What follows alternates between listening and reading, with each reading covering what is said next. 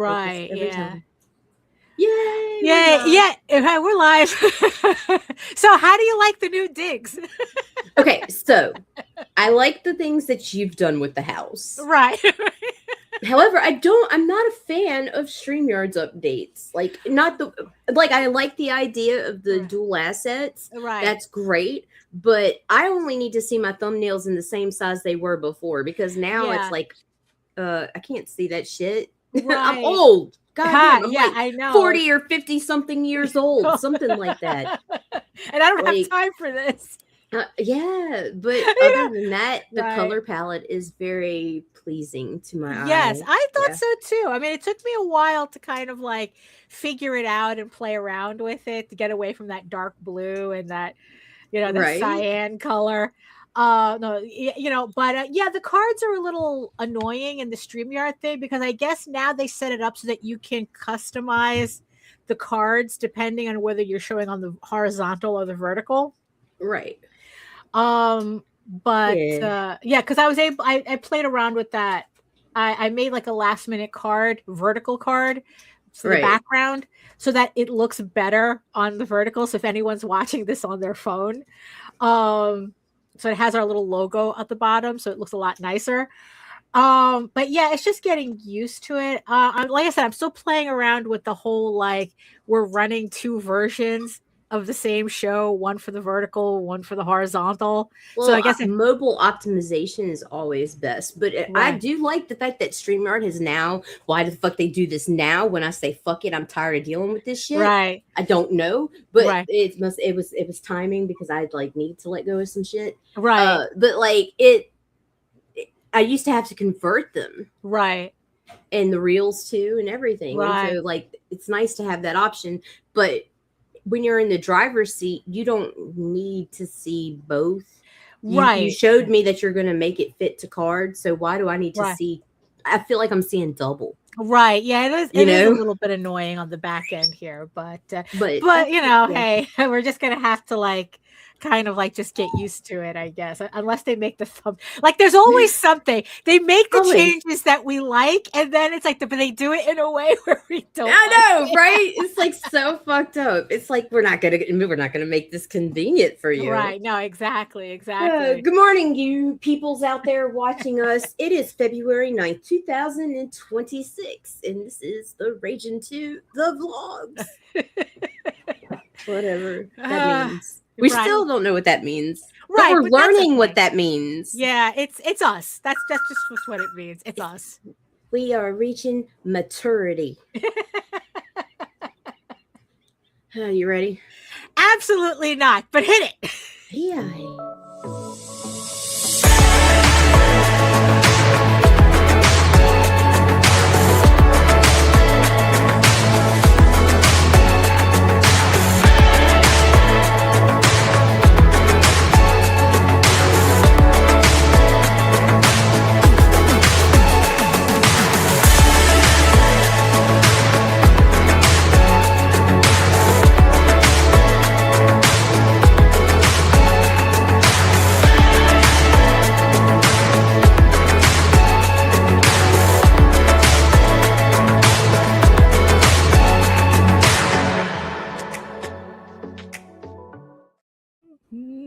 Yay! Now this is the part where I take my clothes off. Oh gosh. I was just so happy to the way that because I was editing that for a bit, going what is gonna go here? Right. Yeah, because I figured if we were gonna lighten up the place, right, I didn't want to use the same music. So what do you think? What do you think? What do you think of the house? What do you think of the house? I spent the weekend cleaning. It's got it's got a feminine touch. Right. Yeah. Oh, and I forgot the new clip that was supposed to go right after that. Yes, all men must die, but we are not men.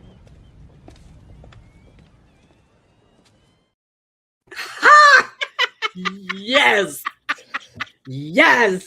Suddenly I don't miss the old clips anymore. I think that we just need like just a different. Yeah, we vibe. need one that's like emotional healing. Right. Shit. Yes. Emotional healing means that we have less patience for bullshit.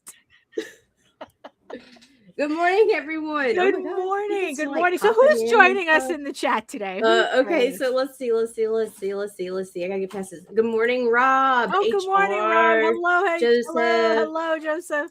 Hello. Hi, girl. Yes, the hope of spring. Yeah, I think that's what did it for me. I think that's what it was, because once I ended up with this color palette, I was just like, oh snap, I'm feeling like lighter and brighter and hopeful. Lighter, fluffier. The new music. Lou, good morning, Lou.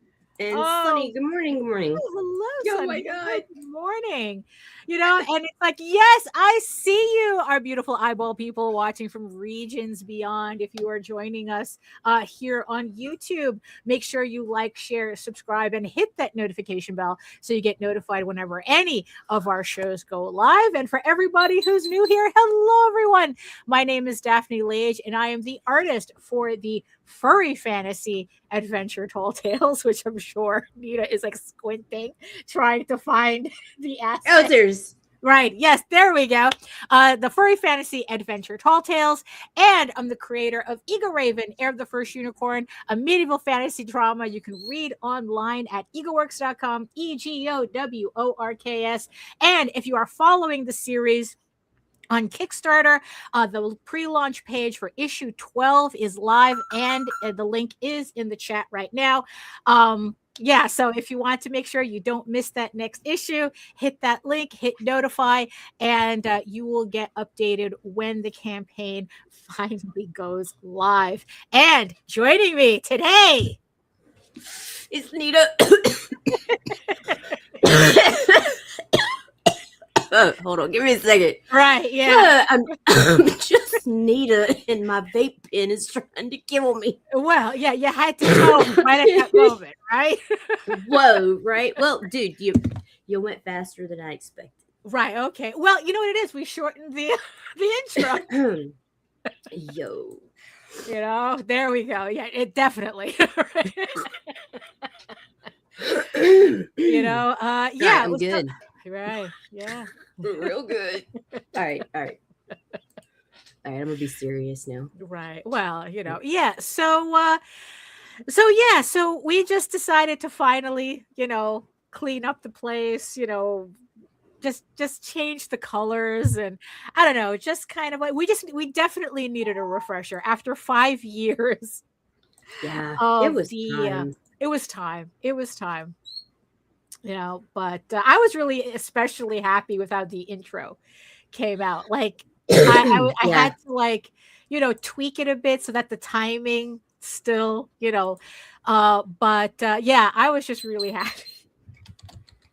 And it's like, I don't know, it just put me in like a better mood, than I don't know. You know what? We needed the change, right? We needed the change. We like music, tone, colors, everything sets the mood. Yeah, it really.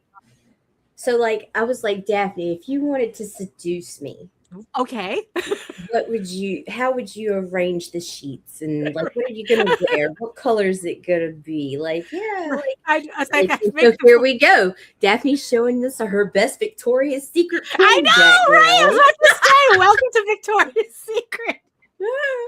Because it's like I showed Nita, my initial ideas, and I go, oh, the shit looks like a bra store. It does. I'm not mad. I'm not mad either, but we're not mad for different reasons. Right. You get to feel all girly, and I get to be like, yeah, baby. Kind of like fits all moods. Or fits right? Moods. But Daddy's proud. There you go. But yeah, I was, we really needed the change, because it's like, no, for sure. Yeah. Because once I changed the colors of the logo, I was like going, oh, I feel different already. I know it was crazy. It was crazy. Yeah. But yeah, it's like, it's like Lorraine says, it's like the hope of spring and everything. Right. So yesterday, I had to go to BJ's. I just, the refrigerator was empty. I had nothing. It's like, if I didn't, and I've been avoiding it for so long because of all the ice outside, in the street. Like, Jesus, are we speaking metaphorically or literally right now? Oh, no. Okay. Because we're talking about BJ's and ice, and I'm like, what the fuck? Okay, I'm here. Right. I'm here. Right. It's like, no, like, because yesterday, because it's like I told you, right? That it's like whenever it snows, you can always tell the houses that are either renting or they don't give a fuck because they don't shovel. And when they finally do shovel, it's like they leave like a little begrudging goat path, which makes it impossible to take the cart out. Neighbor, and that is why I am not moving up. I want to be close to you. Right. I'd love to be able to just knock on your door and annoy the fuck out of you. Right. Random. Yeah. But no, I would be we would be fighting. Right. Because you know that meme I sent with the two fish spitting the sand back and forth over the barrier? He was like, that'd be you and Daphne with snow. Right. Yeah. Because you would be the one with the goat path. And I'd be like, I can't get my cart through this. Dude, I'm going to die out there. Yeah, no. No, but the worst of look, I'm going to be in trouble. All that flirting. Oh my God. I got a story for you, but I can't say it live because the kids sometimes watch the show. So I'm going to tell you after. Right. Okay. There you go. You see, that's what changing the environment does. Right. That's what, so yesterday I decided, like, screw it. I have to try to go to the supermarket because there was nothing here. And it's just like, it's like, look, if I don't go, I'm just going to be drinking water for the rest of the week. So it's like, and it really reminded me, it's like, oh, this is why people stock up before a snowstorm. You kind of take it for granted here, but like I said, it's like, it's really not the weather that's the problem. It's how people react to the weather that's the problem. Because it's like I said, when all you have are goat paths and sanitation. Bro, you ain't got to tell me about bad behavior in the winter. If the snow falls here, holy shit. Nobody knows how to drive. And mind you, the way you make it sound, nobody knows how to drive there anyway. They don't know how to drive here anyway. You can go Google it, seriously. Traffic Baton Rouge. Have fun with that. And like, oh my God, there's a blind curve, and you watch car after car after car. We could call it now. Like, you be sitting outside, and you'll be like, "Yep, that one's going off the road." Right. And sure enough, every time, because if they're over a certain speed, they hit that black ice. Right. Like, yeah. Exactly. Yeah. So I had to go to BJ's, which is kind of, for people who don't know, it's Costco Light. And Nita, yesterday it was 7 degrees with a minus 12 degree wind chill. Oh my God. And I just said, fuck it. I would have to figure out. I have to. Absolutely, sir. Kaylin, are you a furry? Absolutely. And not in that, like, oh, it's anthropomorphics. No, it's fucking furry. Fucking furry. Right. So I decided to, like, just try. I took my cart, and it's like, oh, this is going to be hell. Just going there, it's like took me twice as long, because it's like, again, it's like I would try to push my cart. The street would be clean until you get to the one house, and then the cart will not move at all. And then I had to backtrack, go into the street, and the whole thing, right? So I finally get to BJ's, and I'm thinking, oh, while I'm here, I'll probably pick up some more, ice melter, because, I mean, we have one already. Yeah, no, for real. That's not why they hurt, and you know it. I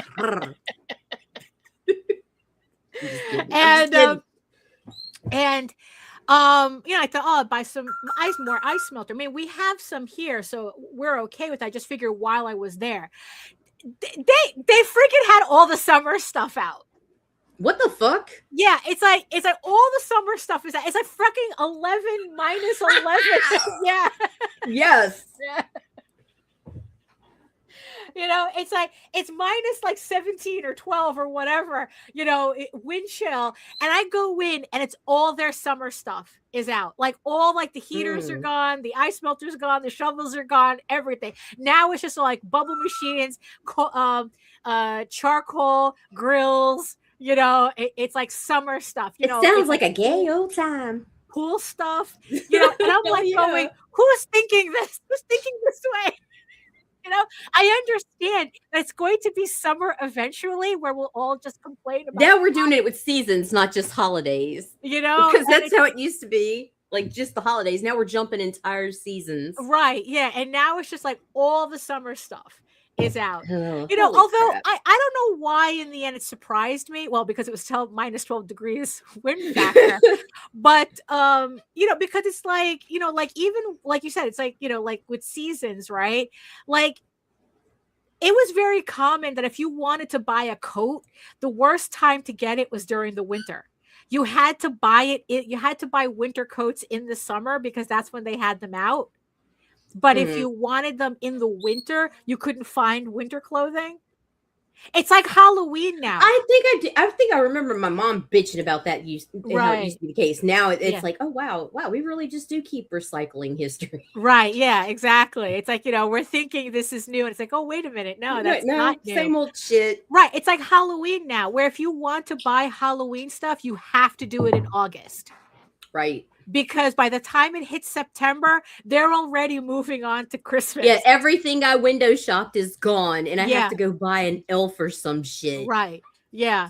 You know, so it's like, you know, so now it's you know, yeah, so it's always been like that. So I don't know why it surprised me, but it was just like, oh, it was horrible. And then coming back was even worse because I had like a full cart, and it's like now I especially needed to make sure to avoid all the goat paths, you know, and it's like I almost popped my wrist off on one part when it's like the wheels got caught on a goat path, and it's like, oh, come on.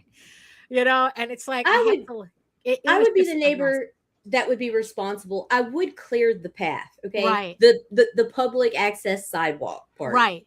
Now, my car, that bitch, I'll see it when it thaws. Right. No, that's what most people do. Like all that shit. Yeah. Oh, well, then okay. So I would be like a typical New Yorker. Right.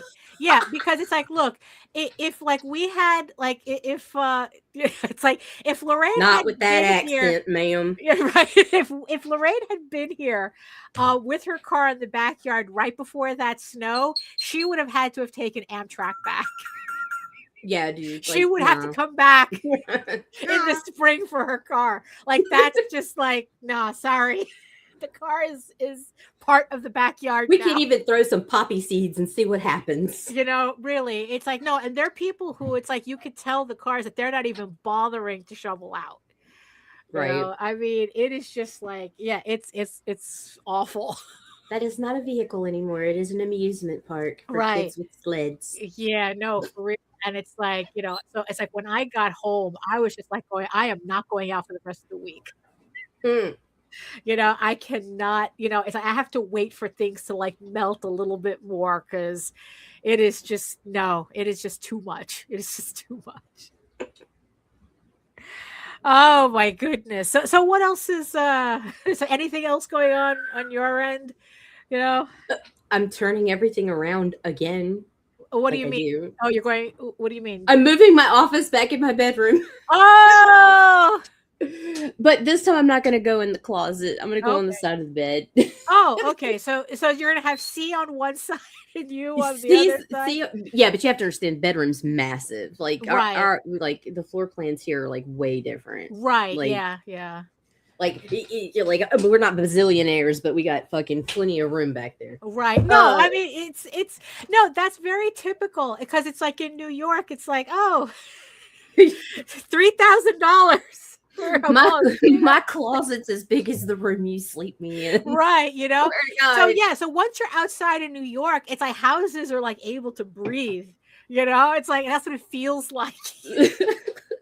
So it doesn't surprise me that you're saying that you have. So I mean, okay. So how are you gonna handle it when? I am going to be moving my desk onto the wall that's on my side of the bed. Right. And the reason being is because even though my screen faces me and away from everybody that's coming in or out of the kitchen, right. I handle some very adult content. And even though my children are older and have probably already seen worse online as their mother, it feels a little creepy sometimes. Well, yeah, so you don't want to I am I'm going to go ahead and take it in the back. Not only that, when I stream, the background noise and stuff, right, yeah. you know, like it's just like and I don't want to be like, y'all got to be quiet. You can't live your life because I have to do this. No, fuck that. This is their house too. So I'm going to take the shit in the back. So when I'm streaming with you, I can shut the door, but it's directly in front of the door. Right. So when I open the door, I'm still open in the house, because the problem before is I was in the closet studio and I was closed off. There's no windows. Right. I can't communicate with people walking through the house and all that bullshit. This way, I'll have kind of like the best of both worlds. Oh, that's good. Or a compromise of both. Whichever. Right. Yeah. Yeah. So what's going to happen to all of the stuff that was in your closet, like the back? Oh, the stuff that was in my closet's already back in my living room and shit, or on my shelf, or some of it's still in the closet. Just depends on what it was. Like, because you did have a nice setup there. I really did, and it was really cool, but it was very bad for my mental health. Right? Yeah, it really was. Yeah, that's the trade-off, right? Because it's like because in the end, it's like I guess you've gotten really comfortable not being on screen anymore. Right. So it's it's not like you don't have to have an aesthetic background or anything. Right.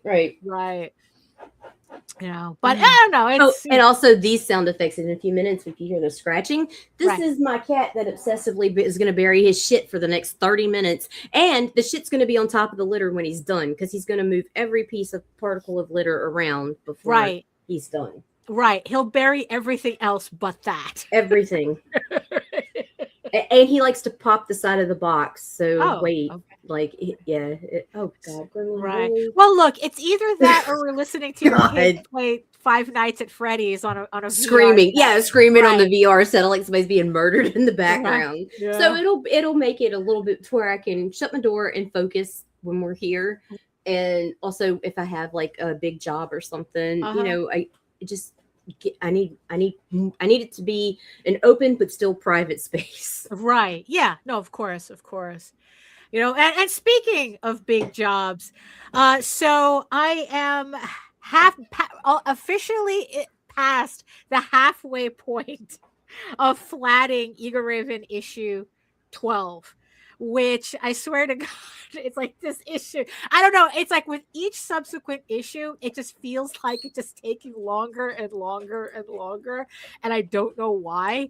But it's just all coming together, which I am very ecstatic for. A lot of good vibes been happening since the beginning of February, especially. But yeah, so I just finished page 22 out of this is a semi-longer issue. This is 36 pages instead of 32.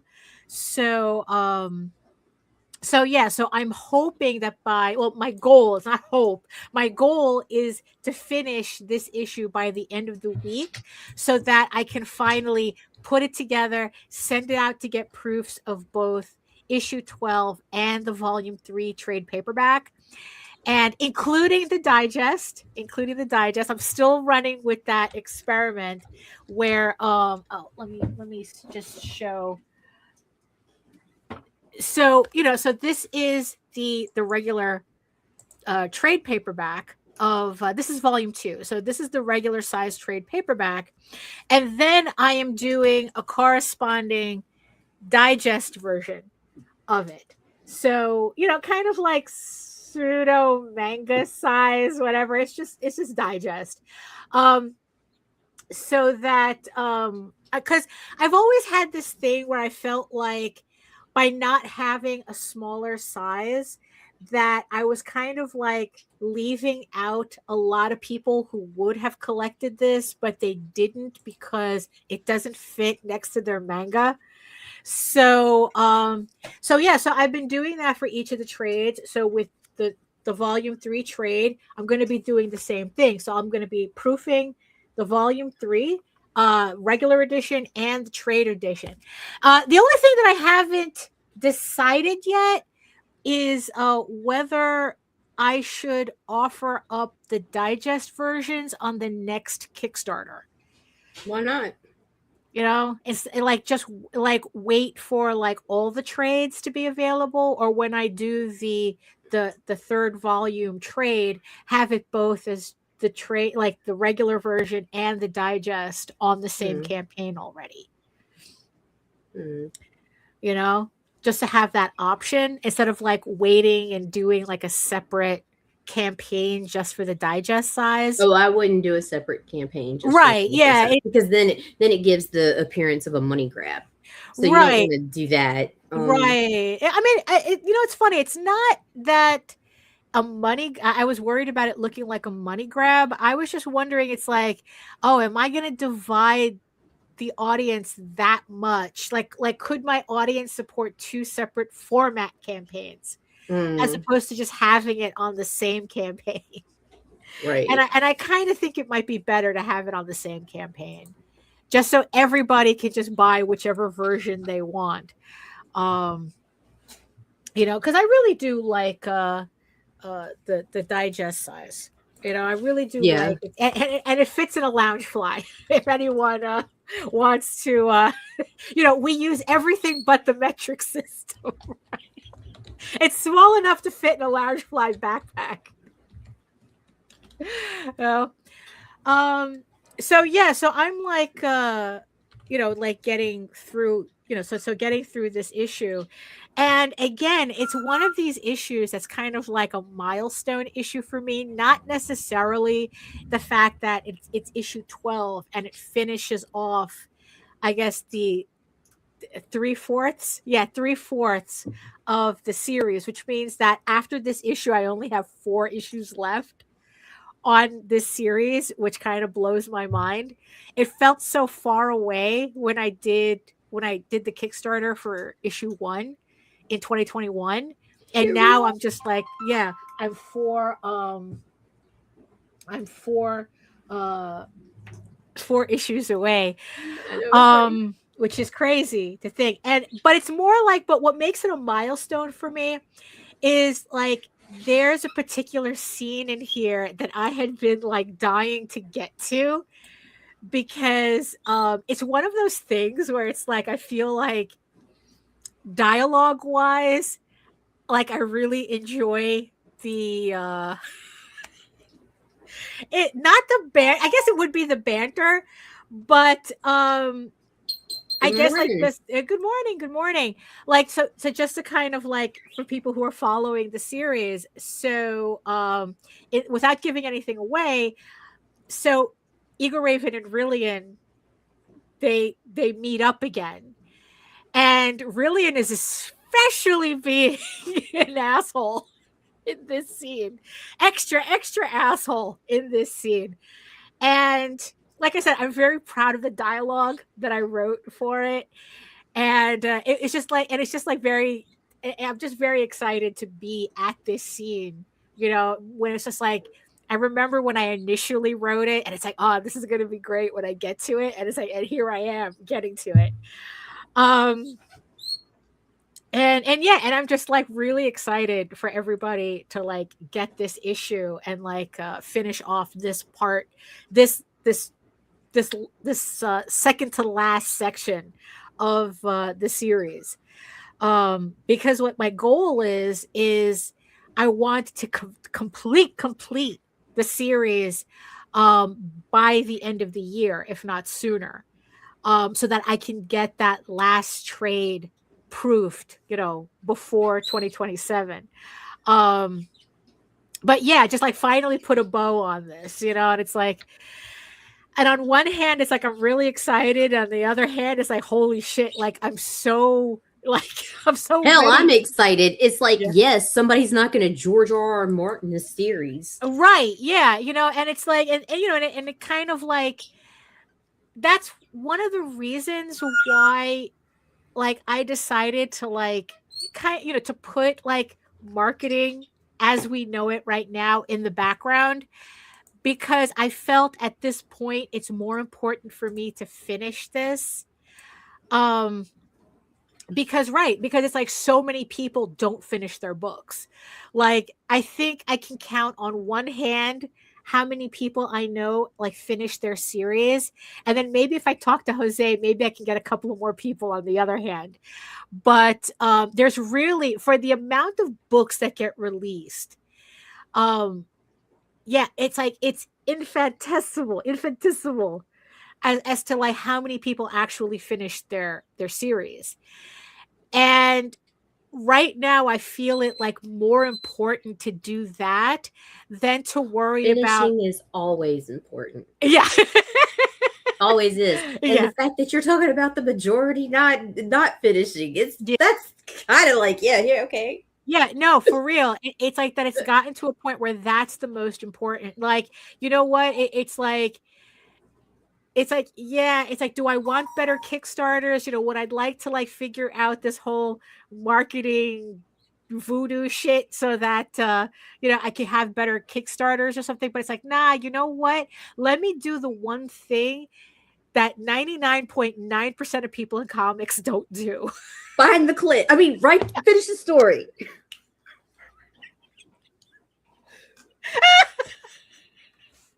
I'm sorry. Yes, it's finished the story. Finish the story. Okay, yeah. I'm sorry. Finish the story. It would be very easy to say it's the weed talking, but no, it's actually just you. That's the I'm like this sober. Oh, I'm sorry. No, you're not. I'm really not. I'm really not. Well, I'm sorry, not sorry. Yeah, right. Not sorry. I forgot to put my filter on this morning.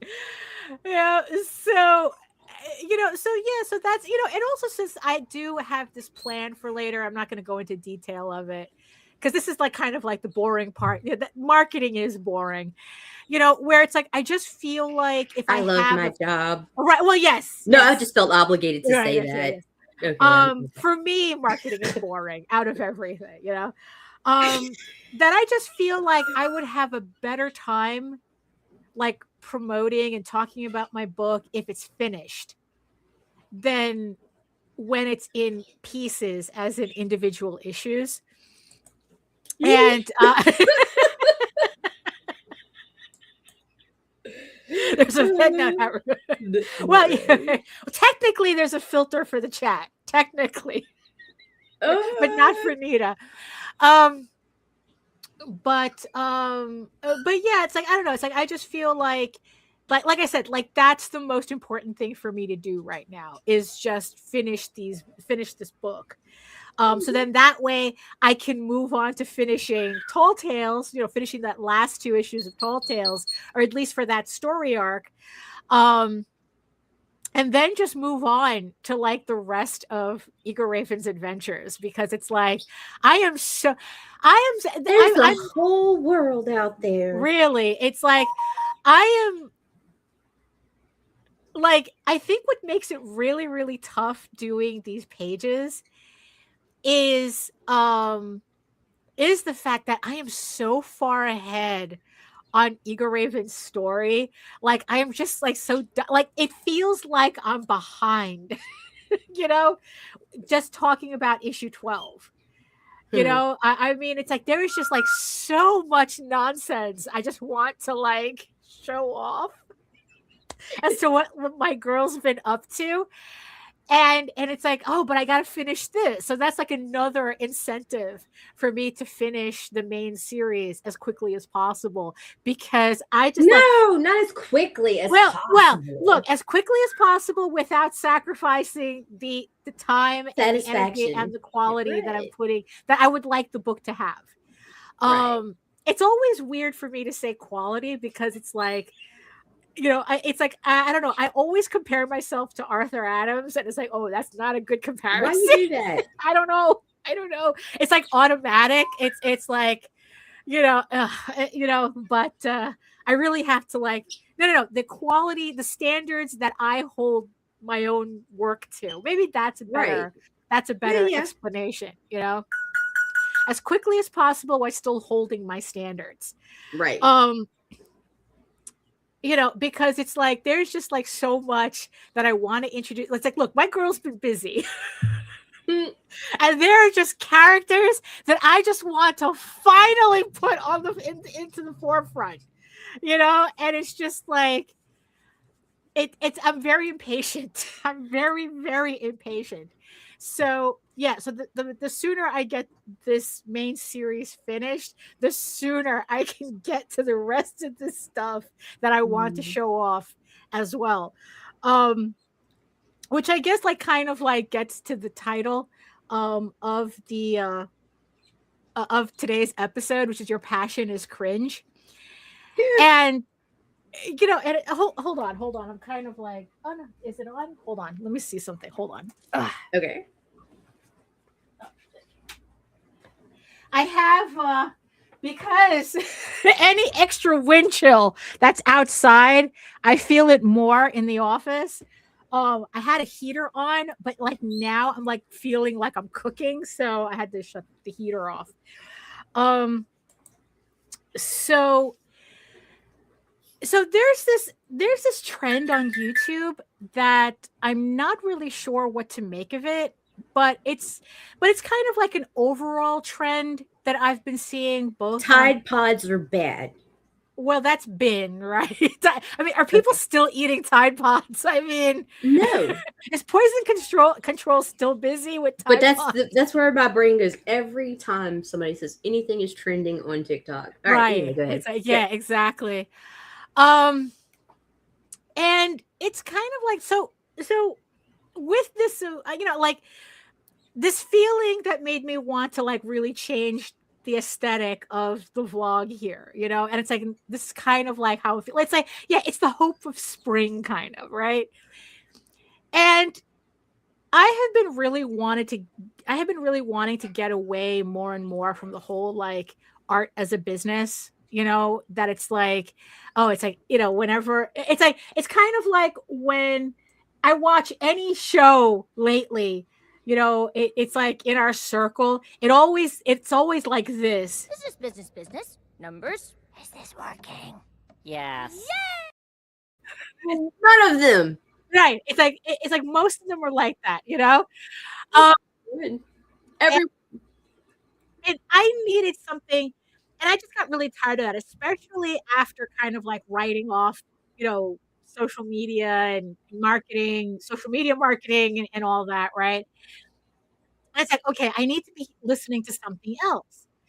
But the problem is that I don't know whether this is just something that is like an overall thing, or whether it's an algorithmic change or something. But when I go to try to look for artists on YouTube, they usually only come in two flavors. It's all art as a business. It's like, oh, I made a gazillion dollars at this artist alley just by having these 5 items, or blah, blah, blah. Right. It's like, oh, how I made a 6-figure business selling stickers or shit like that, right? And then, or it's just straight up tutorials. Like I'm gonna teach you to draw like Kim Jong-il or something, Kim Right. G or whatever. I keep wanting to say Kim Jong-il, but that's the dictator of North Korea. So no, you don't want to draw like him. And it's like, so they only come in those 2 flavors. And it's like, and out of all the videos, I've only been able to find 2 that talk about art as more philosophy, and and then it's like, and then there's like this one design guy that I follow where he kind of combines the 2. He talks about like art and design as a philosophy and as a design structure. So it's kind of like he kind of.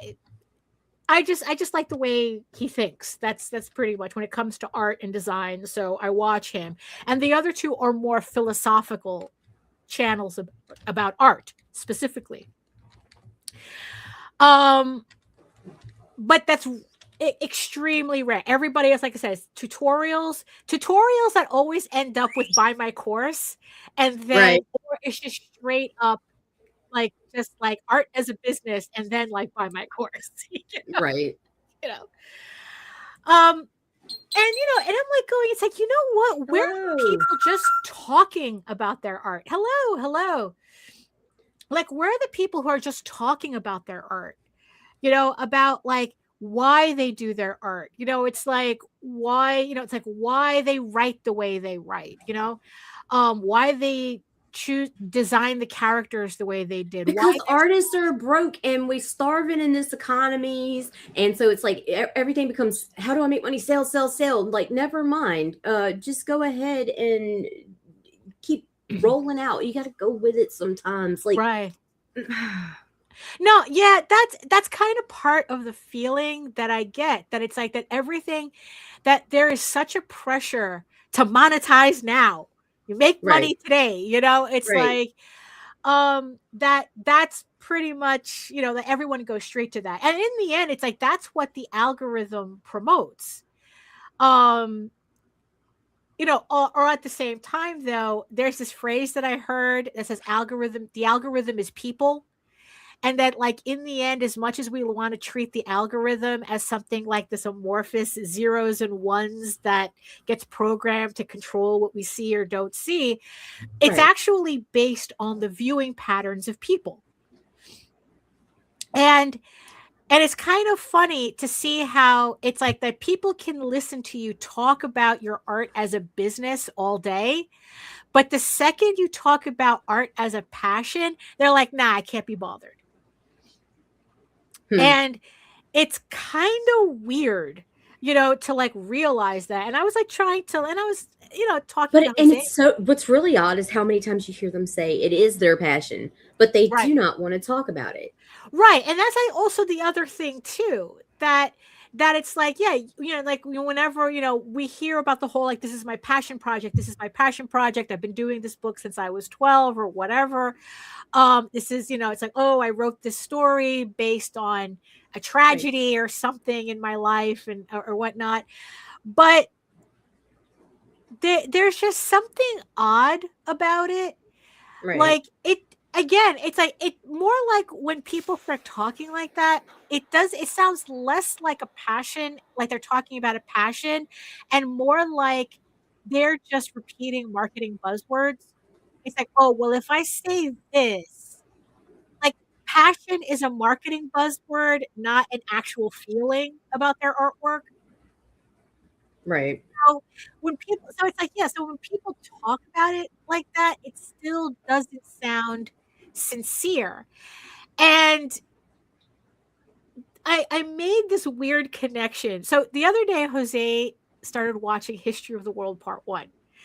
Now, if you ever, like, if anyone understands the concept of Rocky Horror Picture Show, that's my Rocky Horror Picture Show. That shit was on rotation in the original HBO days. And I have that movie memorized.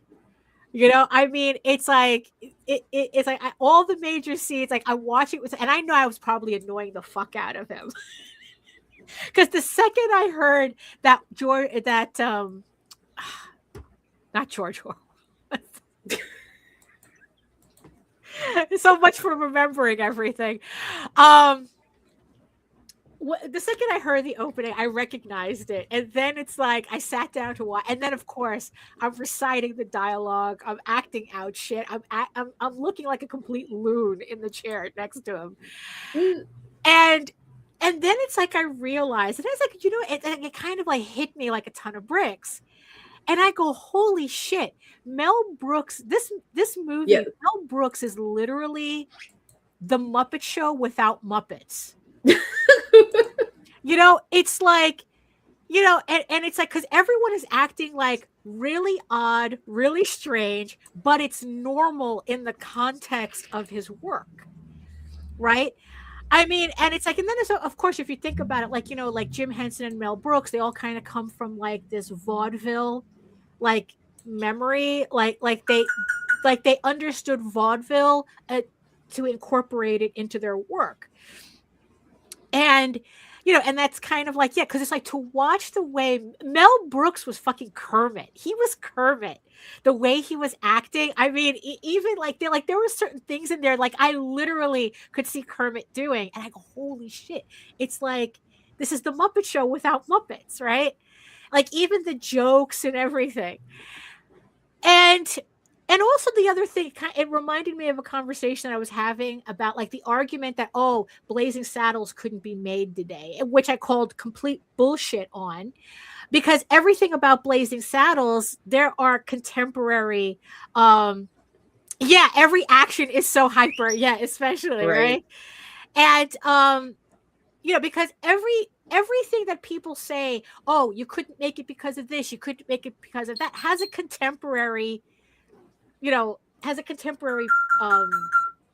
twin, you know, or just to put it bluntly, everyone just forgot that Quentin Tarantino exists, you know? I mean, it's like, you know, but then it's like, I realized the real reason why Blazing Saddles couldn't be made today is not because of everything else that everybody thinks it couldn't be made today.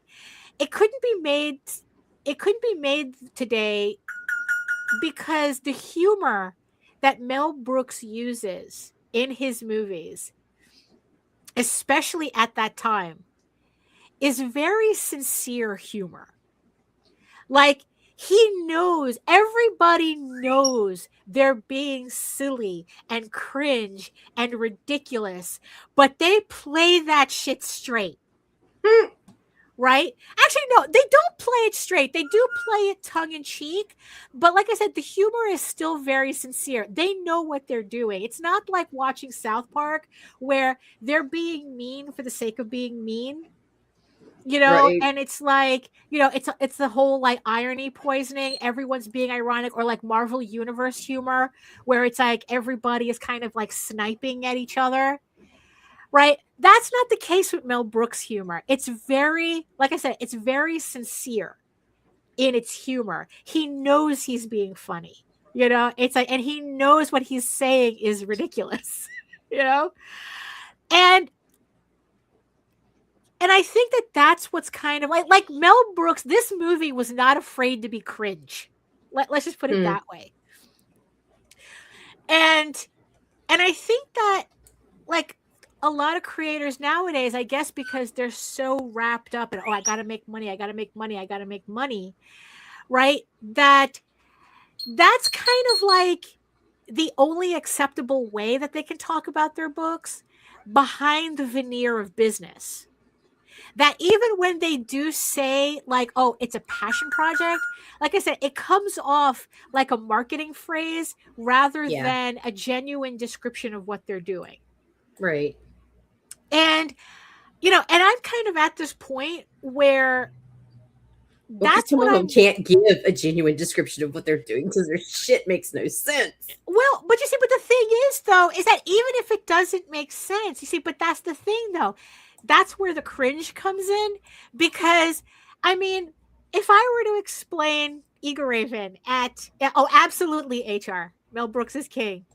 If I were to explain like Eagle Raven at its base core, it's like, it's pretty much it's like, oh, what's Eagle Raven about? Easy. I took a very normal unicorn and gave her anxiety. That's Eagle Raven. That's Eagle Raven. She was a completely good unicorn, and I had to give her anxiety. You know, and you know, it's like it's kind of like the way, like, if you condense Star Wars to its most base, it's like, oh, a space farmer starts a rebellion, you know, or something like that, you know, and it's like holy shit, that sounds stupid as fuck, you know.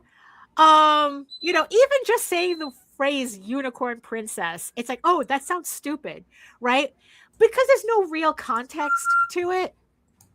But it's the talking about it that gives it context. And Right. the problem is that nobody talks long enough, seems to talk long enough to give it enough context where it starts to be, it shifts over from stupid to intriguing. And I think like a really good example of this is, so Jose's packing Oswald, but I think this is when he was packing up Magi's Grace for, you know, finishing off that Kickstarter. And he was listening to a Rob Liefeld podcast. Ugh. And Rob Liefeld was talking about some of the books that he worked on. And he starts talking, I forgot which one of his books he starts, but he starts talking about the book, right? And it's like, yeah, on a superficial level, the shit's stupid as fuck. But then I couldn't help but get sucked into his enthusiasm about his book. Even though I know the book, it's like I don't like his stuff. I you know, I don't like, I outgrew. Ouch. You know, it's like, look, that the stuff that him and Jim Lee and Tom McFarlane were doing back in the day, it was innovative of its time. Right. Now it just feels like something I outgrew. Like I look at it, No, and absolutely. I go, oh, this shit's cringe. You know? But the problem, it's not a problem. It's just that listening to Rob Liefeld completely obsess about his blorbos. Essentially, that's the whole thing, right? It's like, tell me about his feet. It's like tell me about your blorbos. And that's, you know, and again, it's like a blorbo is just your favorite character, you know, your OC, whatever character that you obsess on, that's your blorbo. For me, Eagle Raven's my blorbo. You know, Loki's my blorbo. You know, it's like everybody in Eagle Raven's my blorbo. And you know, and it's like, I guess it's like I'm trying to like find like other artists, other creators who have that genuine, like kind of like fanboy, fangirl attitude towards their own work. You know, where it's like, all I have to do is ask, tell me about your blorbo, and I'm good for the next 2 hours. Right. You know, because they just go, because like I said, that's one of the favorite things that I like doing with Jose. It's like getting to a point in the conversation where I steer it into him talking about Oswald, and then I don't have to say a word for the next 2 hours. You know, I am just like completely wrapped up in him talking about Oswald. You know, and that's, you know, and that's how I felt with Rob Liefeld of all people, where it's like his enthusiasm about talking about these characters that he had been working on for decades and he created and blah, blah, blah. And his like, you know, his absolute joy in what he does. You see, that was really the thing I got out of that podcast, is that he has joy, that he gets joy out of what he does. And, you know, yeah, and it's very easy to say that's like, well, he's a millionaire. He doesn't, you know, he doesn't have to worry about money, right? And I kind of think that that's kind of sad, where we kind of think collectively that until the money happens, we're not allowed to feel joy in what we do. You know, where it's like, you know, like the only time you'll see like a creator be excited about their book is if it like reaches 10 grand on Kickstarter. Then all of a sudden, then it's like, it's kind of, you know, like it feels like then they have permission to celebrate that. Like they celebrate how much money their book made. Right.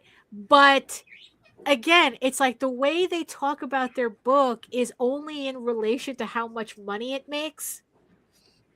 You know, and we've seen creators like that where they think that, oh, my book made $10,000, $20,000, $30,000. So that means that it's a good book. So I don't have to say anything, you know, but it's like, but don't you like talking about your stuff anyway? You know, it's like, why does the money have to like come first before you showing me that your project brings you genuine joy, sincere joy? You know, tell me about your blorbos. Oh, eventually. I guess eventually he did. Eventually he did. You know? But you see, the funny thing about that, right, is that, you know, like I said, it's like Michael, we live in a world of talking mice and turtles as ninjas. Yeah, it sounds stupid out loud, but for some reason it works. Be stupid. Well, not only be stupid, because it's like, you know, stupid's in the eye of the beholder, right? Because it's like when we'll go with that. When I say unicorn princess, I'm dead serious. Right. You know, but someone else hearing that going, oh, it's like, what are you, 12? But the thing is, like, maybe. Yeah. Fuck yeah. You know? Yeah. Yeah. And that's kind of my point. That it's like, that even if someone were to come out and say, it's like, oh, that's stupid. It's like, the real answer should be fuck yeah, and it's mine, and I love it, and it's like, and that's on you if you don't get it. You know? And it's like, you know, it's kind of like we need to act more, like we need to treat our stuff the way, like, you know what's really funny is that I will see people talk more passionately about Batman than their own character. And I think that has a lot to do with the fact that Batman is someone else's thing. So they don't have like their egos involved, but not in the terms that they're fans of this thing, but not so involved. But then again, though, I have seen people lose their goddamn minds over people saying that, oh, I don't like Batman, or I think that's stupid. So, you know, maybe, you know, that's kind of, there is a connection there. But the thing is, though, is that when you're talking about your own work and someone says it's stupid, I mean, the ego really can't handle that, because now it's like you're talking about something that you made up, that you created, that you have this immediate connection to, and someone is completely dismissing, which is a hit that you feel is a personal hit. Well, it's like, well, if you think my idea is stupid, do you think I'm stupid? You know, that type of thing. So there's a certain vulnerability in talking about our work that, I guess, look, me included, we have a hard time wearing on our sleeve, essentially, you know, because it's very easy, because it's like, we can't handle the asshole that wants to knock it off. Like, how dare you feel joy? How dare you enjoy this? Which is kind of the underlying tone of that when someone says, oh, that's stupid. That's stupid. It's like, okay, so what are you into? You know? You know, your favorite band sucks kind of thing, you know? Right. And, you know, and it's like, and it kind of like, you know, makes me wonder that it's like, you know, that's where like the whole business, like it like people are only willing to let you slide. Like I said, if it's couched in business or it's couched in education. Well, I'm an educator. I'm teaching you how to draw, you know, or I'm teaching you how to do comics through me making my own comics. Or it's like, oh, watch me, you know, it's like, oh, how I made 10 grand, 20 grand, 30 grand on my own comic. You know, like those are the angles that people are willing to accept, but not you going, let me tell you about my characters. Let me tell you about my blorbos. Right. You know, like all of a sudden it's like, nah, that's stupid. You know, and you know, but also again, it's like, what's the underlying psychology of that? Right? Is that if people are upset that you're talking about your blorbos instead of how it relates to your business, what that's really telling me is that you don't want to hear about my stuff, because on a certain level, someone else's passion just reminds you of the passion you sacrificed to be normal. You know, and it's just like, ouch. Right. And it's like, you know, it's kind of like, why am I the one that has to be embarrassed about that? For sure. For sure. You know, let your freak flag fly. Right. You know, and especially in this hellscape that we're in, right? I think it's only more important for us to lean in to our passion and to Sure. be unafraid of being cringe. Like there was like a couple of videos that I saw where people are saying how clubs now they suck because nobody dances anymore. Like you go to Oh a no, club, we're back to middle school prom. right? Yeah, that pretty much everyone goes to a club and people are not dancing. Ironically, there was this other video about a DJ complaining about that, and he started to take it personally because he thought that there was something wrong with the music that he was playing if nobody was dancing. And another DJ goes, it's like, are you, feeling the music that you're playing? He goes, yeah. And he goes, look, you're doing your job. You're doing what you want to do. The fact that they're not dancing is not your problem. And it's just like, and it's kind of funny how it's like, that's kind of similar to us. It's like, that we feel like, oh, if we don't couch it, like people are not dancing to us talking about how much we're passionate about our books. But it's like, in the end, it's like, that's not your problem. It's kind of related to another issue that I have where it's like, I feel like, like as much as I love doing my books and, I'm doing them anyway and I'm finishing them and the whole thing, that I still feel kind of like I'm screaming into a void.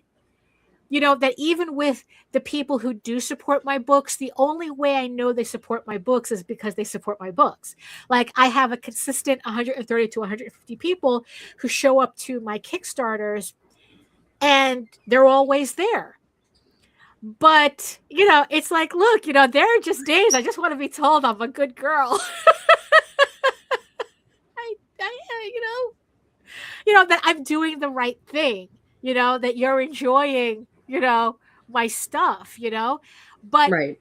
the thing is, though, is that I'm playing the music and I'm getting upset that people aren't dancing when that's not my problem.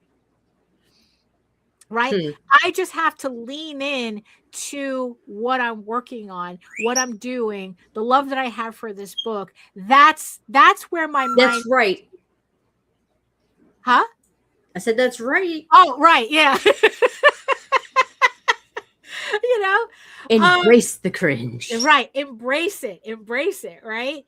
And that's the thing that it's like, you know what, in the end, it's like, what difference does it make if my book sounds stupid? Because it's like, but in the end, it's like, who's saying it sounds stupid? Somebody who doesn't read my book anyway?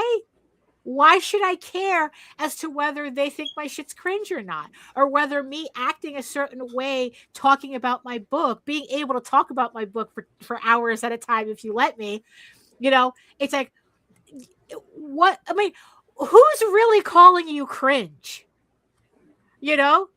Some insecure. Why does it matter? Who right, are they? Exactly. Yeah. It's like some insecure nutcase, who feels that it's more important to look normal, whatever that is, than to actually lean into whatever joy they may have left. And how normal is it to just see somebody else living their best life and just having to stop and say something? Whereas if their best life doesn't do it for you, you don't have to look at right, them. Exactly. So it's like, have you no life? You can't. It's ridiculous. There was I don't know if this is related or not, but it just kind of stuck in my head, where this woman said that the reason why people talk about you behind your back, the reason why people talk about you behind your back is because when they talk about themselves, nobody listens.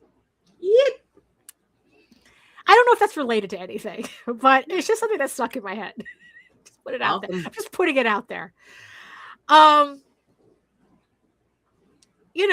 it's like, and I just I don't know. It's like, so like I said, I'm kind of like in this headspace where it's like, look, I get it. Everybody got to make their coin. I get that.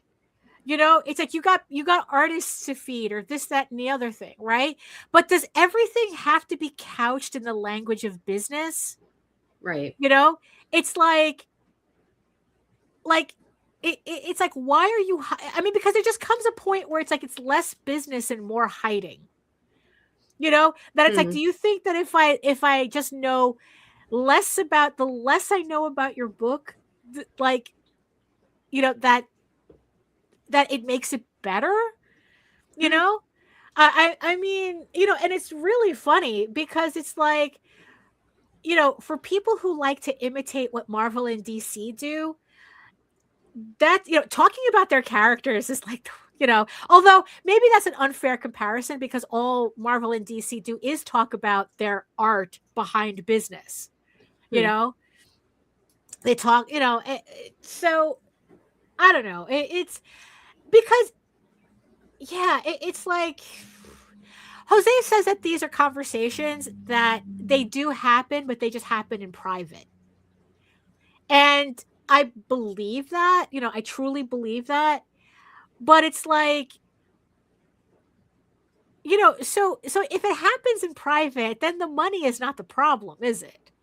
You know, it's like, yeah, Rob Liefeld, yeah, oh, he's a millionaire. He can afford to talk about his comics, you know, like he's a proud father, you know? But it's like, okay, but you know, do you only talk about your kids once they get a job? You know? I mean, you know, I mean, it's like, no, I mean, the thought of it is ridiculous. It's like, oh, you know, it's like, oh, I didn't know you had kids. No, I was waiting for them to get a job as to start earning their keep before I acknowledged their existence. And that's kind of like how people talking about their books sound, you know, that it's like, oh, unless you're earning your keep, people can't know you exist. And it's like, that's weird. Like, that's weird. You know?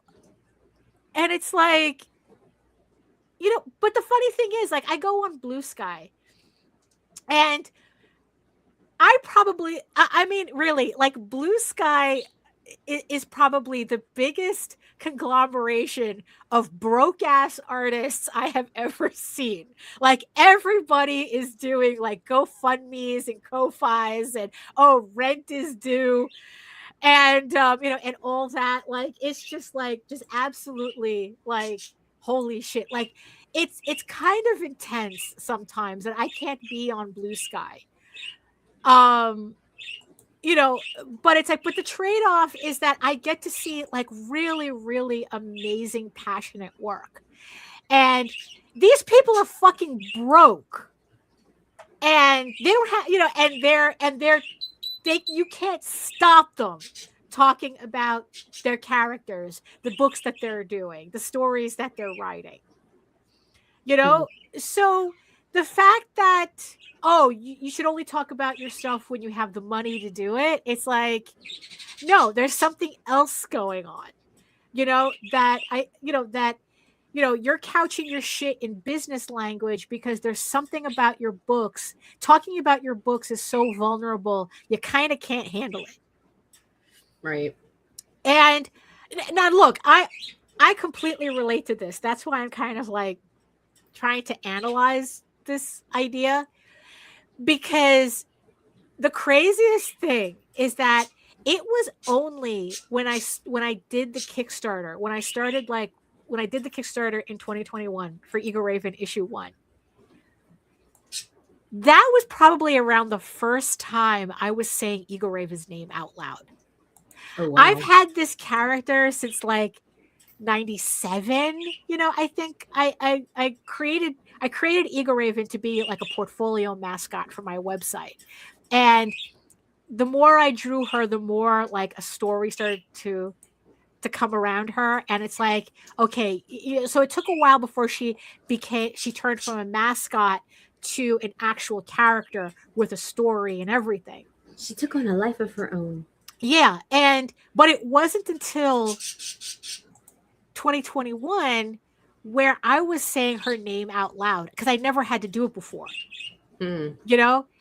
And especially not in the context of, you know, of talking about her story. This is my character, right. Eagle Raven. She's a perfectly good unicorn that I gave anxiety to. You know? and it's like, yeah, and it's like, just even saying that, like, there was a point in 2021 where I couldn't even get that far. It was always like, oh, this is my character. This is my character. Oh yeah. It was always like that, right? And it took me a while to just like going, this is my Blorvo. This is my child. This is Eager Raven. This is my girl that I'm putting through situations. And stuff. And I'm doing a 16-issue series, and it's like, and there's even more after that. There's a novel after that. There's a novelization after that. There's short stories after that. There's porn after that. There's the whole thing. There's everything. There's everything after that. But it took me a while to even get to this part and to get to this point. And even now, I still like feel very reticent talking about. That's why I still am very dependent on cue cards. Like everything when I'm on a show. Oh yeah! Oh my god! I gotta use that. We put that back up. Put that back up. Oh my god! Right. Eager Raven is all about childhood rejection, trauma, and hilarity. Stories. That's exactly. If that's not the gist of it, I don't know what it is. Holy shit. I gotta write that down.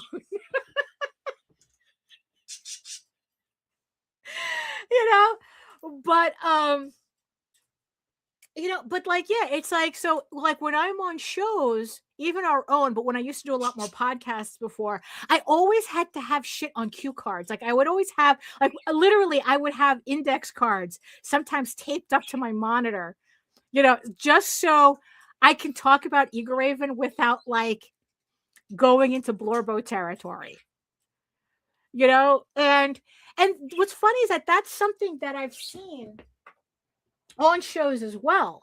Like the whole thing that I was telling you, like the algorithm is people, and people would rather you talk about your projects as a business venture rather than a passion project. That it's like that in the end, it's like, we don't give a shit, how long you've been working on this thing, or whatever. We don't care. We don't care about how much you care about it. But again, like I said, what's the underlying issue there? Right.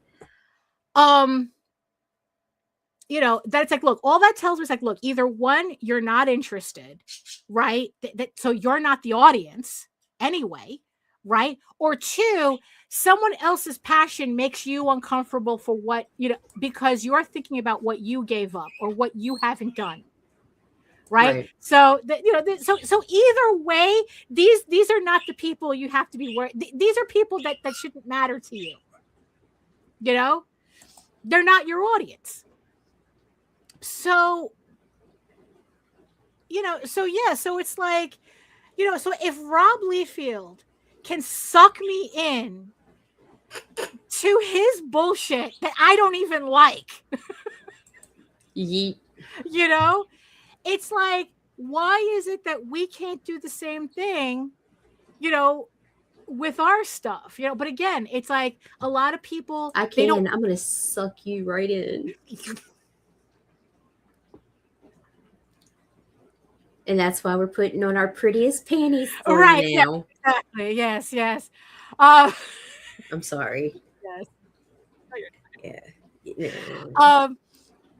Because the whole thing about the dancing, right? So the reason why people aren't dancing in clubs is because they don't want to be filmed and then goofed on online.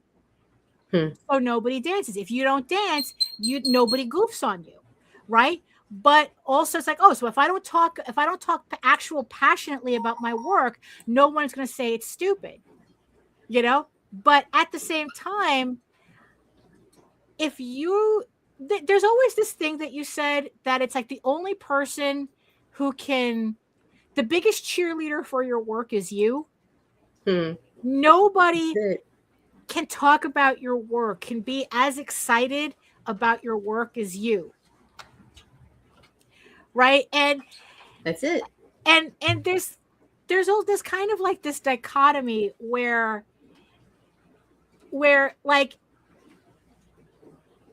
people want to see you excited because it makes them excited, but then at the same time, it's like, well, don't be too excited.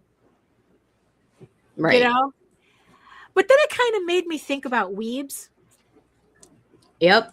You know, where it's like you ask somebody about their favorite fucking anime, again, they talk for hours about it. And the second you say it's stupid, they're the first people to say, fuck you.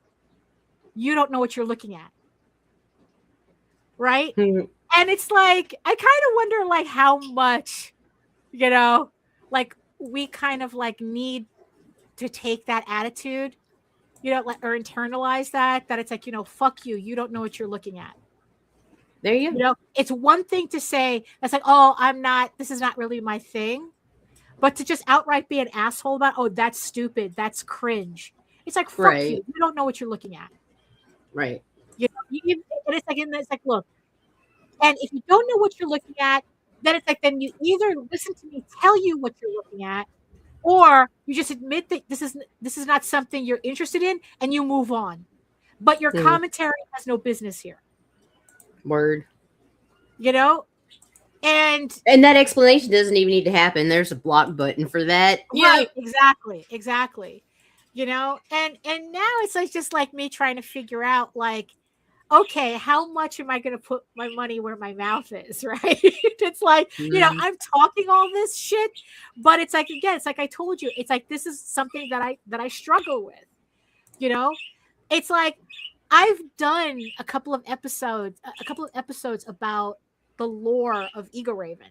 Like there were some plot holes that I was trying to like figure out, and I was talking out loud on a stream, on one of my draw streams, about it, trying to figure this out.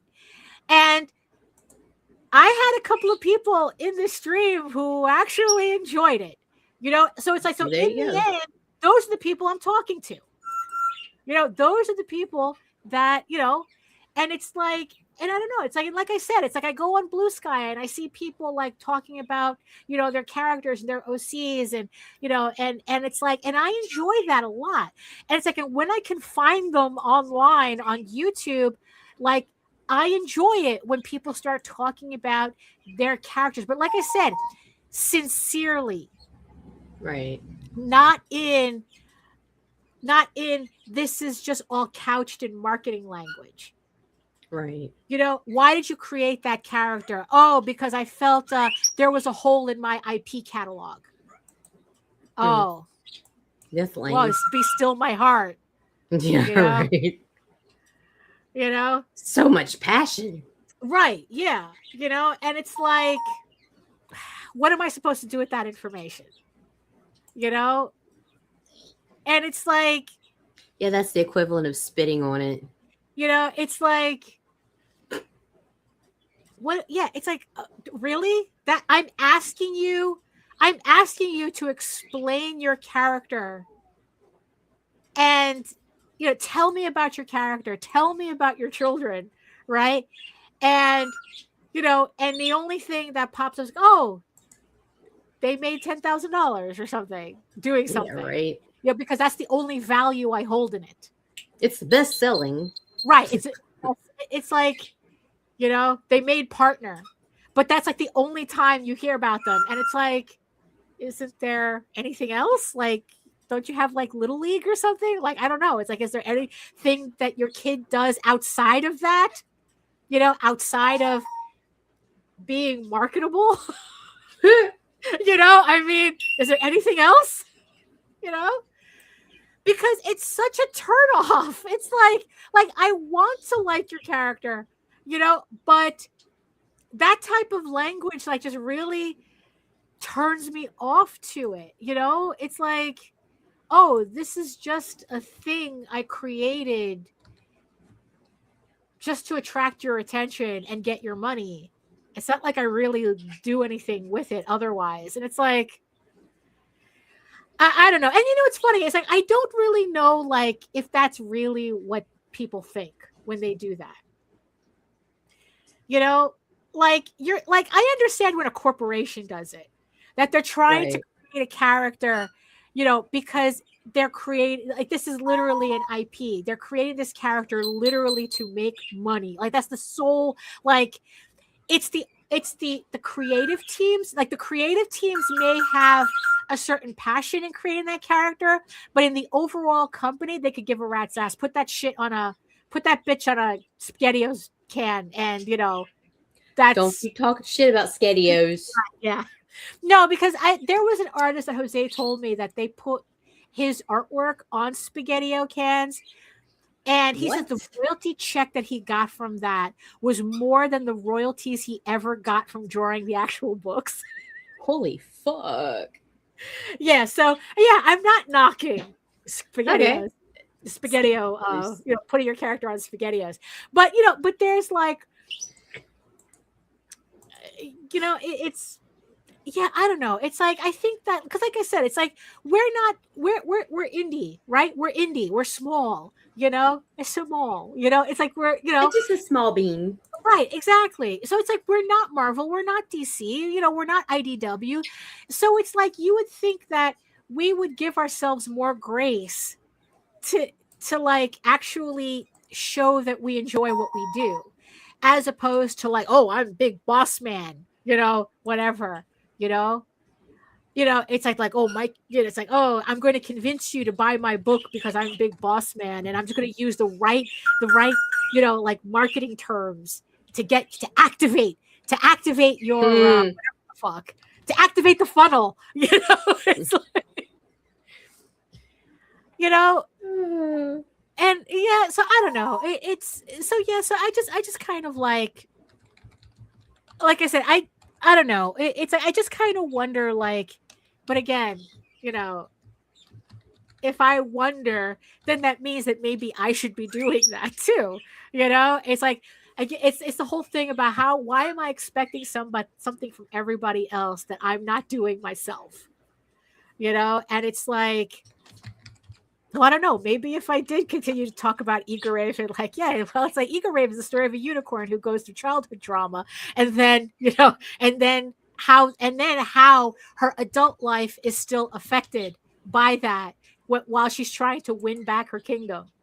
I mean, it's like something like that, like, but it's true. That's hello. Hello. Being cringe is cool. Is cool. Not gonna lie. Thank you. Everyone else is so judgmental and lame. Absolutely. That's exactly right.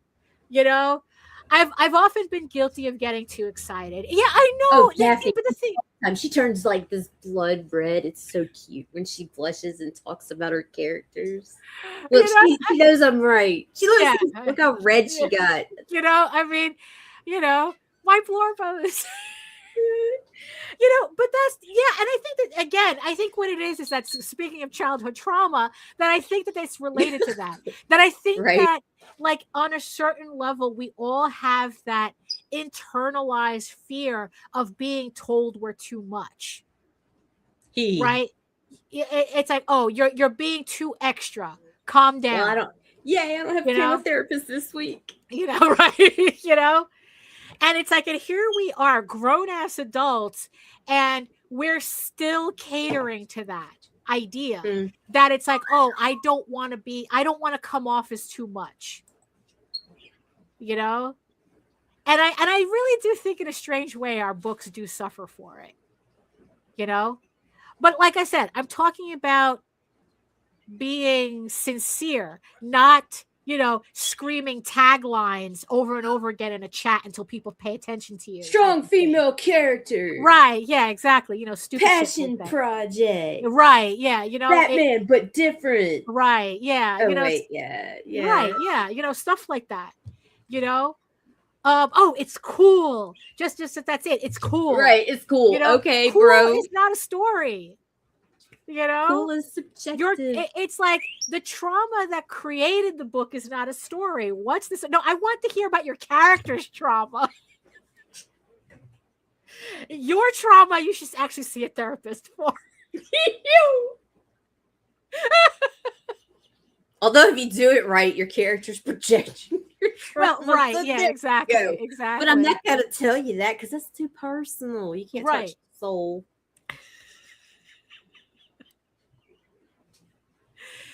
So yeah, I mean, yeah. So in the end, it's like, if you're a creator, you got a comic. What keeps you from talking? Like, do you?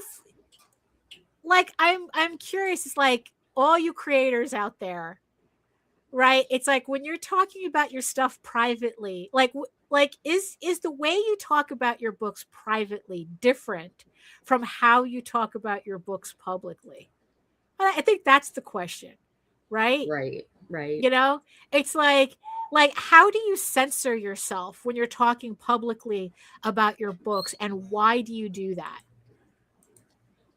You know, because it's like because if there's one thing I refuse to believe is that there's a difference. That it's like, no, you talk about your book when someone is talking, when you're one-on-one with somebody, you talk about your book different. You talk about your characters differently than when you're on a show, when you're on a podcast.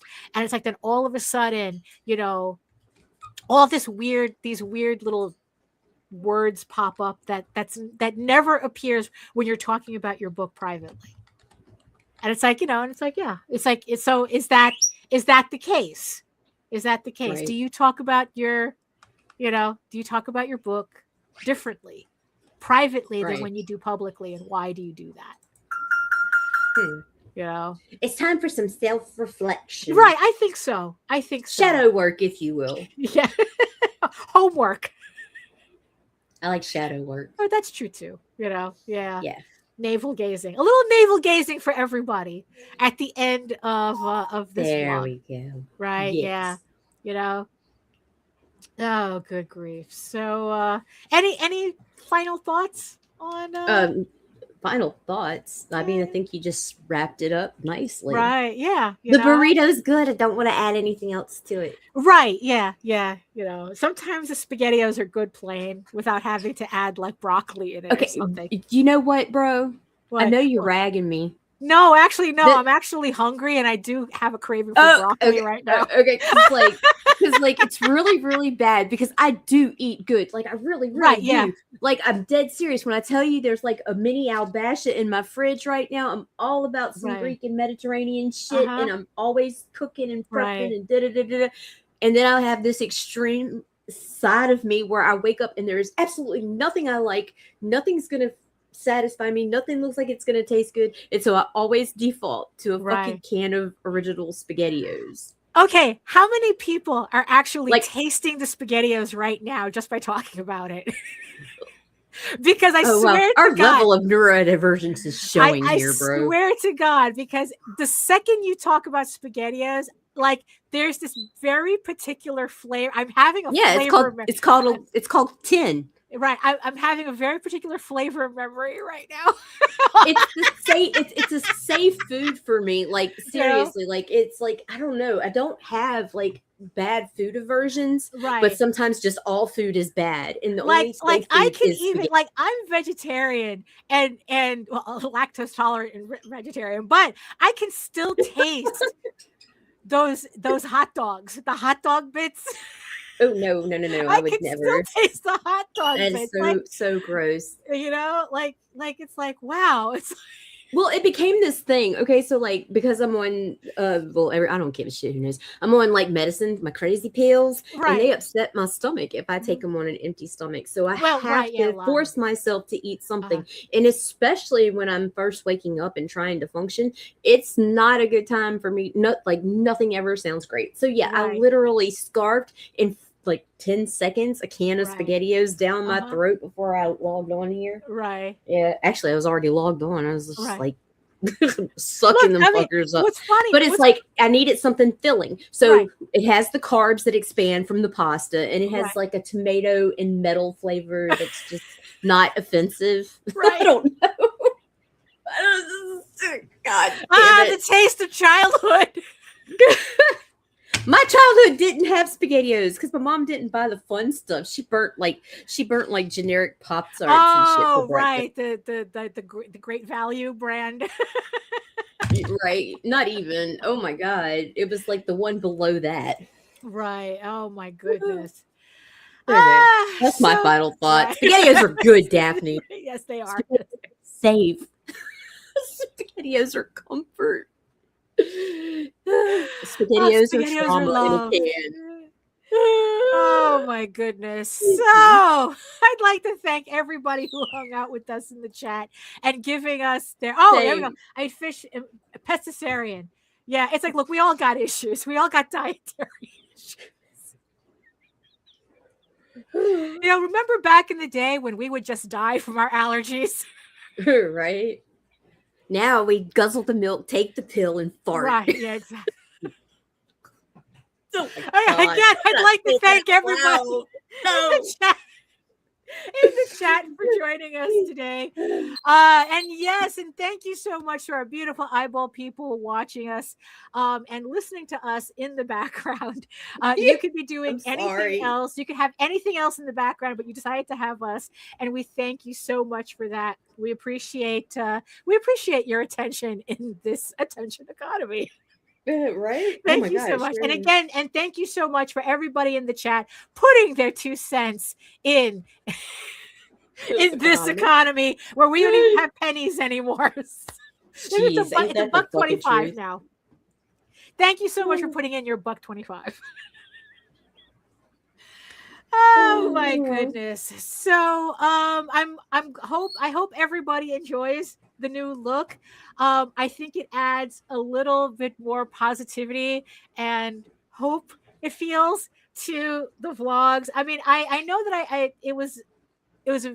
felt very different, looking at this very calming pastel background instead of that shocking blue. Super gay. So I hope very gay. Yes. So I hope we take that as a compliment. Oh, jeez. Oh, my God. That's fine. There's nothing wrong with being gay. Not even a minute. Okay. So if you want to learn more about me and my artwork and everything else going on, you can head on over to my main portfolio site at egoworks.com, EGOWORKS, where you can read Ego Raven, Heir of the First Unicorn for free. But if you prefer your fantasy to be more of a furry Lord of the Rings adventure, you can follow the link over to Tall Tales. That's TAILS online.com. And you can read the entire 1,000 plus page archive there. So it'll keep you busy. And also, don't forget to sign up for my newsletter while you're on the website, where you can keep up to date. So you can also scan in the QR code right here. It's also the same QR code at the bottom there. Don't forget to sign up so you can keep up to date with all of my new art, sketchbooks, comics, and Kickstarters. And you get a free PDF comics bundle for joining. You get to enjoy Ego Raven for free, Tall Tales for free, and the Oswald Chronicles for free. So thank you so much again for joining us. I hope everybody has a really nice and hopefully warmer, or at least stay bundled up for the rest of the week, because I don't think it's going to start getting warmer until later on today, later on this month. Or next month, actually. So, so stay bundled, stay warm. And in the words of the ancients, eat your food, moisturize, mind your business, and do the work. Because when you actually do the work, you never have to fake any of your accomplishments. Nita, hit a clip and then end the stream. Just co-host choice today. I'm just going out. Thank you so much, and we'll see you next time. Later. I told him I can be a fighter if you want. I'll be there to catch you if you fall.